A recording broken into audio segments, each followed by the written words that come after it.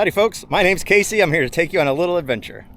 Today we are doing an awesome little trip going from here at Brasher Park, heading out to Durney Key, and this trip is really cool and really easy and highly recommend it to anybody that's in the local area looking for something to do. This stuff into the kayak.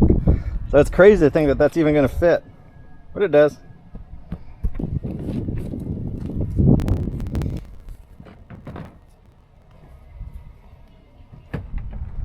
Alright. See you tomorrow. See ya. Don't drown or nothing. I'll try not to. There goes my ride. Well, Brasher Park may have a name for stuff happening, but at least the police responded pretty quick. Yeah, a guy got his truck keyed, just parked right there, so yeah, it's supposed to be a bad spot. It proved itself. But that's none of our concern. Let's go play. Oh, right away, this is a good trip. It is so pretty out here. I think I'm gonna go through this little cut and then we'll head out. The first little island I can see out there, I believe, is called Kayak, and then we just got a mile and a half from there. Oh yeah, coming through here is pretty nice. The sign says idle speed, but man, it is only like 1.5 to 2 feet deep through here. I couldn't imagine anyone running an actual powerboat through here. Maybe it deepens out in the middle. See how well you can see down here. The grass is not even a foot down. And then the sand is right below that. It's super shallow through here. I like checking out the fancy houses, things that are way outside of my price range. But all along this coast right here, got some nice looking ones. Whenever I'm out here doing adventures, I never wear sunglasses. I just don't like wearing them. But I was watching something the other day, and cataracts used to be called sailor's disease because the light that reflects up from the water burns your eyes a little bit. So I've been thinking maybe I should start wearing sunglasses, even though I don't like them. Save my eyes just a little bit. Or get some fake lenses put in. I actually like the fake lenses idea a little bit better. Just do that. It's hard to believe this is the Gulf of Mexico right now. Like, I don't know if I've ever seen it this flat. It's so calm. And the island just looks like a paradise out there. Can't wait to check that out later today. Let's see if we can block some wind noise here. The flag on the island you can see is waving pretty good. And in front of us is the collapsed house. We'll go and check out that structure. We'll try and kayak around underneath it and fish a little bit. And then we'll head off and fish around these two out here. They're not too far away. But with that wind picking up, the water's starting to get a little bumpy. But we'll just monitor everything and try and keep it as safe as we can. And then not get hurt out here. But I'm pouring sweat, so I really want to get under these houses just to have that shade. And there should be some fish under there. I think it's going to be shallow. So I don't know what kind of fish will be in there, but we'll see. Oh yeah, maybe we won't fish under there. It's that's pretty shallow.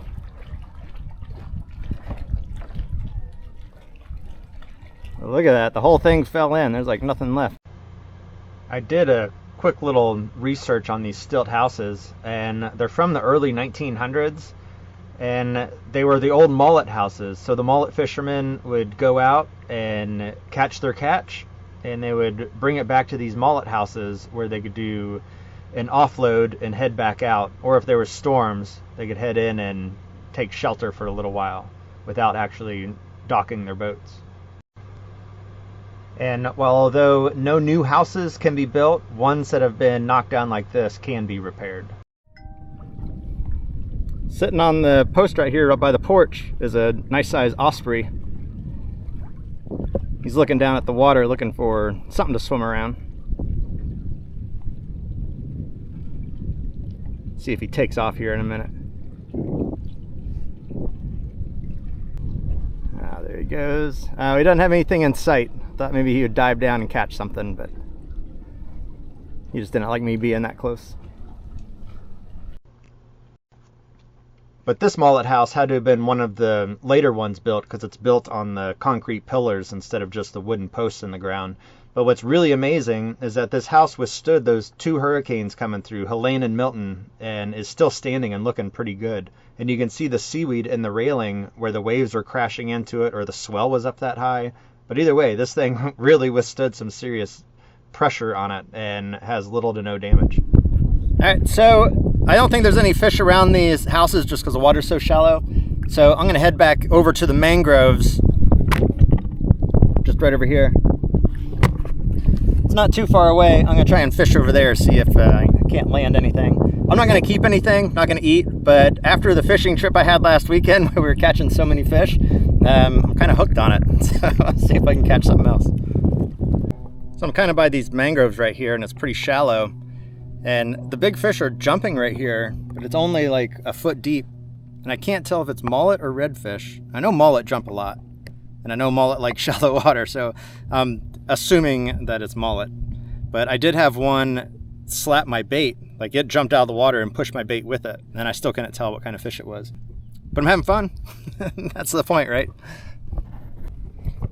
All right, well, I've been fishing a little bit, haven't really caught anything, no bites.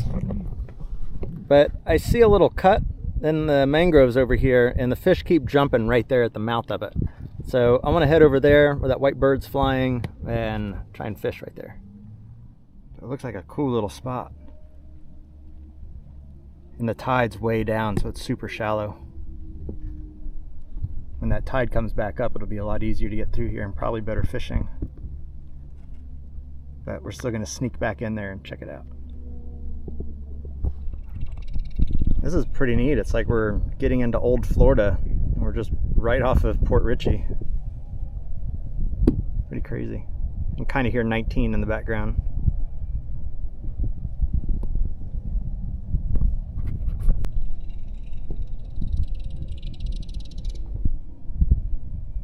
I don't know if you can hear those sounds over the wind noise. This is a really neat little cove. A lot of fish turning too, but I'm guessing they're mullets. As you can see down here, they're really, really shallow. I'm half expecting like an alligator to jump up right here.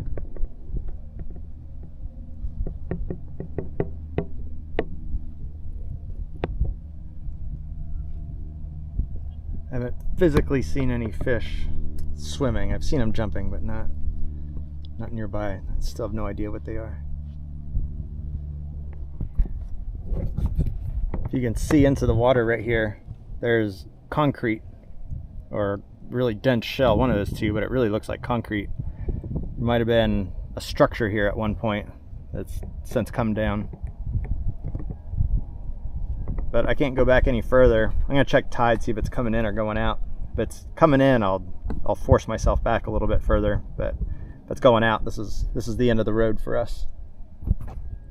All right, so I just checked the tide charts, and we are at the low tide, and I can see the surface of the water is slowly rolling out still. So although it's low tide, I think in this cove it's still kind of washing out a little bit. So it is going to be coming in for the next 6 hours.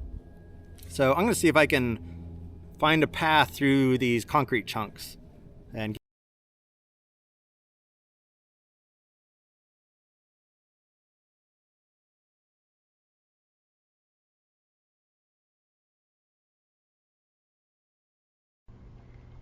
I couldn't go any further up in that channel, so I've already turned around here and I'm headed back out into the Gulf through these mangroves, and it was such a nice paddle and really enjoyable. But we're about to head out right about here. Oh yeah, one last cove that we gotta navigate through. Nice and easy, beautiful scenery. Yeah, so we got a little bit of storm clouds up here, but I think it's like a 10% chance of rain, so if it rains it'll be quick. But let's head out to the island. There's only like 3 or 4 boats left out there.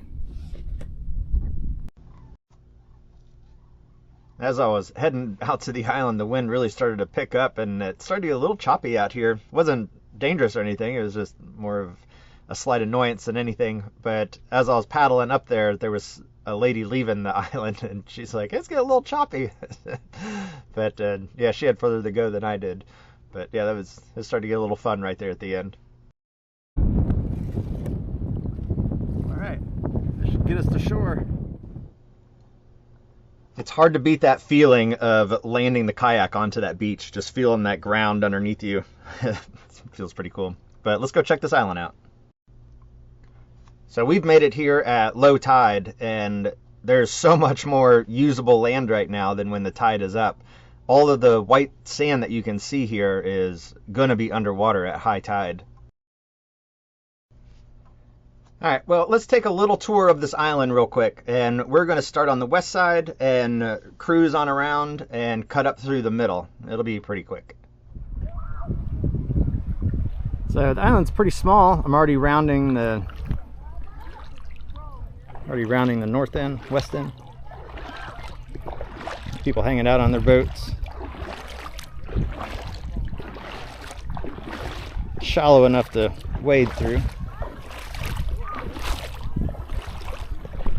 I don't know if you can see the color change here, but it's shallow way out there. Let's see if I can run my finger through it, but almost out to the channel markers out there.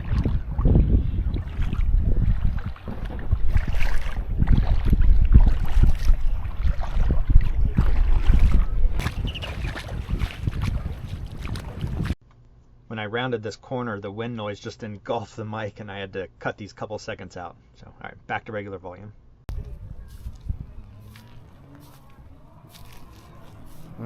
This is the spot people use to camp. Like, nice little fire ring.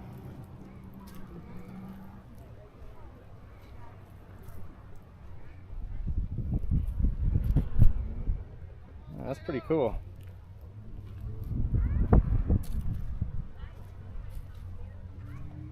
Then looks like a little path. Yeah, I think enough people come on this island and walk around it that there's a clear path and walkway from end to end, even though it's really probably maybe 100 yards. But it is nice. And another nice thing about this island is that there's a lot of people here right now, and the noise level is relatively low. Like, you don't have a bunch of radios blaring and, you know, people screaming. It's actually pretty pleasant there. And this is in the center of the island. Somebody came out here and posted a very nice American flag that's really ripping in the wind today. It was blowing so hard.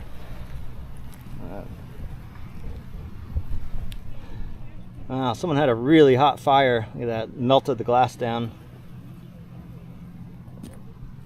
Just face that down that way. All right, this spot that we're walking up to now would be another good little camping spot for 1 or 2 people. It's kind of high and dry. It's raised up, so you're going to get kind of a cross breeze, keep the bugs away, and it's close to the beach. Obviously, this island's so tiny, but this is another potential spot. Not the one I'm looking for, though. All right, now this is the spot that I'm looking for. It comes with a bench, which is awesome. It's hard to beat, you know, stuff that floats up that's practical. So I'm just going to give this bench a little try and see how it fits me. Oh yeah, this works really good. Okay, I'm digging this spot. There's actually a nice little clearing for me to put my tent right here, and I'll have plenty of cross-through breeze and a nice view of the water. This is going to be it. My only thing I'm going to have to watch is high tide, because I can see all the wash up and where that water line is, and it's actually pretty close to where I want to be at, but we should be good. How blue that blue is on those crabs. Catching some of those and boiling them up would be pretty good. All right, I've wandered my way back to this little point on the south end of the island just to get another shot of it. It's pretty cool. But looking down here at my feet, there's a horseshoe crab swimming around. That's so crazy. You know, I see these dead washed up on the shore a lot, but seeing this one swim around, that's pretty cool.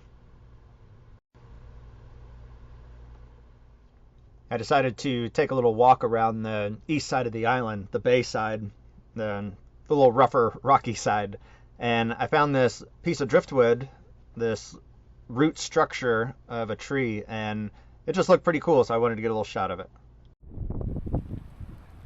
All right, it says Durney Key, state of Florida, property of its people. Ha! So I own part of this island. I'm allowed to camp here if I want to. All right, I was checking out the island and I met some guy who's a fisherman, and he told me right where to go. He's like, oh, if you're trying to catch any fish, he said, head to this sign that he pointed to the sign. He said, you want to go right over there. So it's close. We're gonna go check it out and see if we can't catch something. All right, well, just gill hooked a ladyfish. So stuff out here, I guess. What a day. I've already had a couple decent bites, nibbles. I don't know if it's just more ladyfish or what, but that stuff's grabbing on. So now we just need something to actually get its hook in its mouth.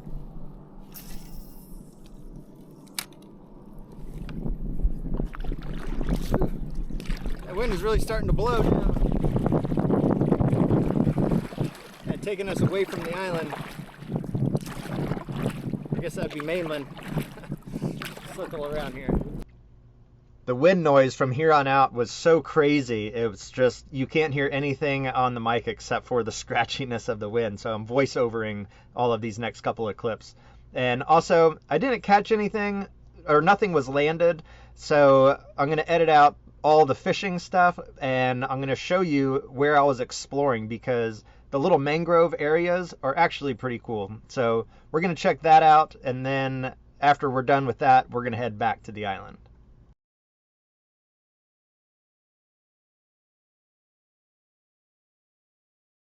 I just saw something crazy through this cut and up to the next one. Huge fish just tearing up the top of the water there. Let's see if I can get in there and get to that spot. That was crazy. There's so much action. It was moments like that, seeing the big fish swirl on top of the water, that kept me motivated to stay out there.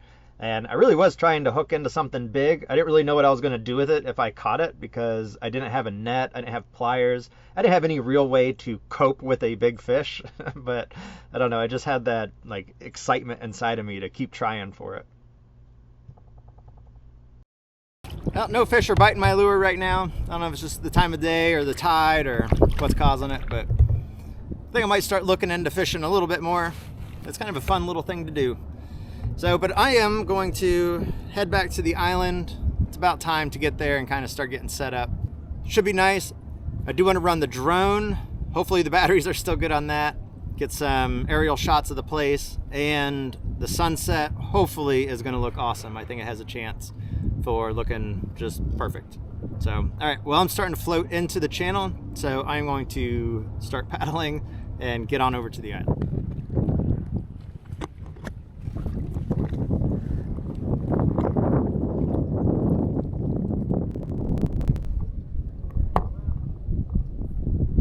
Yeah, look at that shot. That's pretty good.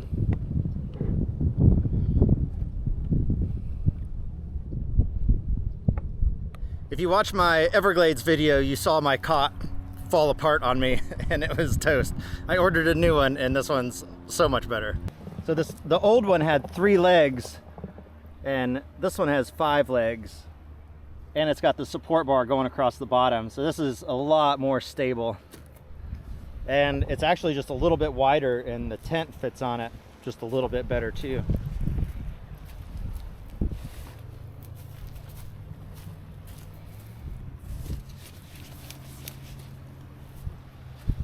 But I do need to get some little straps just to run the corners of the tent to the corners of the legs. But yeah, that's going to be a very comfortable setup right there. I'm happy. And we don't need a rain fly tonight. This sunset's going to be phenomenal here. You can see my shirt laying on the tent there. But I'm utilizing this space. I've really taken it over. But for dinner, mountain house again. I'm going to cook down inside this little cubby. It really protects from the wind, so it should work pretty well.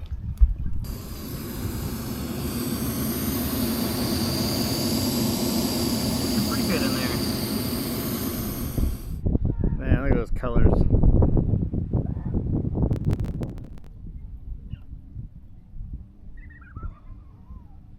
All right, that's just looking amazing. I'm going to take the drone up and see if I can capture it. So let's see if I did.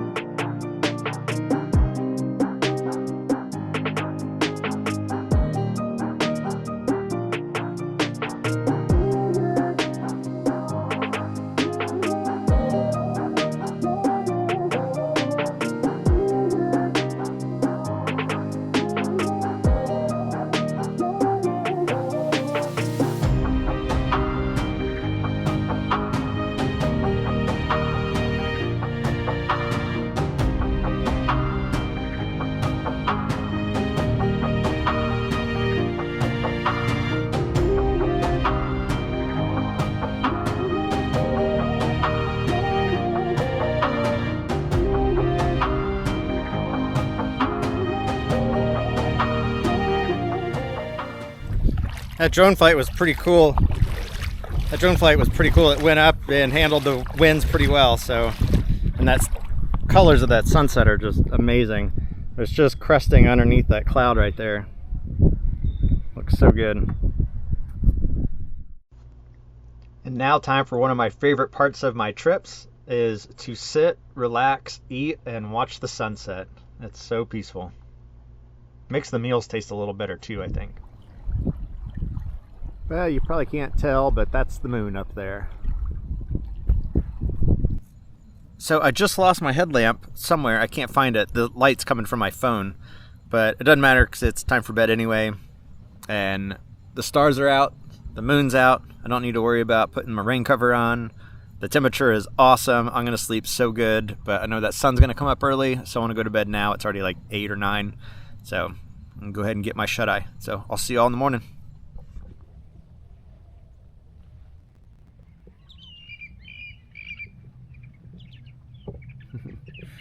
Look at all those birds.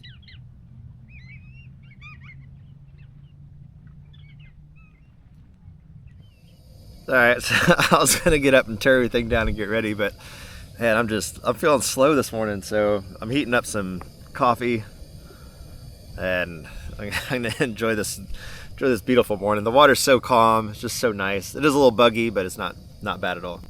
Oh, and look at how far the water's come up with the high tide. We're still an hour from high tide, so like I kind of do need to get my stuff packed up here.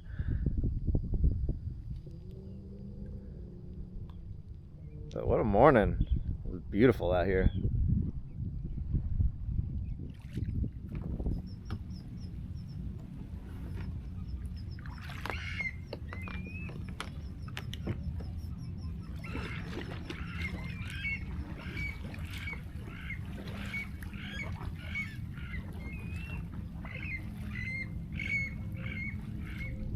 All right, so just left the island right here and heading back. I'm gonna do a little fishing and see if we can't catch something. All right, I'm going to edit out all the non-fishing fishing time because I did not catch any fish this morning either. But the mangroves were beautiful to paddle through, and that alone was worth the experience of being out here. I can't believe this trip is over. Oh my gosh, I had so much fun out here. Brasher Park to Durney Island. It's only like a 1.5 mile run, super easy. Got to explore the mangroves, do some fishing. Camping out there was awesome. The stars at night, I know the camera doesn't pick up the stars, but man, it was a beautiful night. So I had a great time and not sure what I'm going to do next, but I'll think of something and I'll bring you along. So thanks for watching and I'll see you next time. Bye.